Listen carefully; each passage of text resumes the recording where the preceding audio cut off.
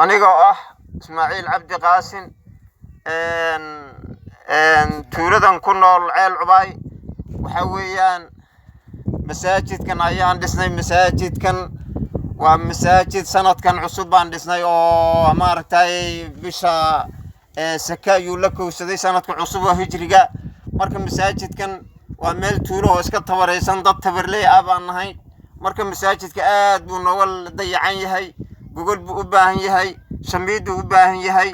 maaragtay aad buu nooga dayacan yahay nal buu u baahan yahay marka alxamdulillah waxaan rabnaa dadka muslimiinta waxaan ka codsanaynaa meel kasta oo joogaan ninka gacan ka geysan kara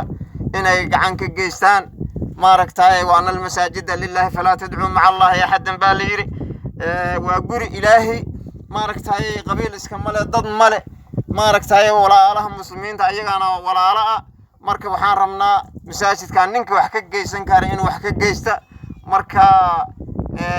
lambarka aan shaashada soo saarnay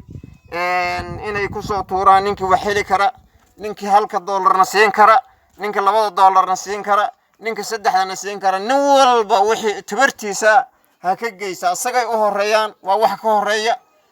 maaragtay waxaan masaal adduunka u ahad arkaysaan oo waxa la sheegayo ka masaal hal xabo oo misaga markaad ku ridda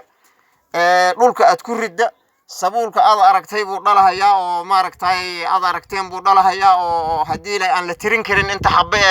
misaga soo fuulaysa waa hal xabo misaga lagu riday sadaqadan waa sidaas kale culimada noogu mataashay alxamdulillah marka dadka muslimiinta waxaan ka codsanaynaa ninkii gacan ka geysan kara masaajidka inay wax nagala qabtaan waana dadaalay tabarna waan xoogaha aad bay noogay ahaatay marka muslimiintaan kula soo carnay alxamdulillah marka waxaan aad iyo aad muslimiinta uga codsanaynaa in ay gacan ka geystaan masaajidka ninkii wax nagu kaalmeyn kara marka wakaa waad aragtaan wakaa masaajidka weeye banaankiisa wakaa alxamdulillah marka waa ka gogoshii hoos buu ka dayacan yahay waa ka gogol la'aan weeye sida aad aragtaan weeye wakaa masaajidka marka alxamdulillah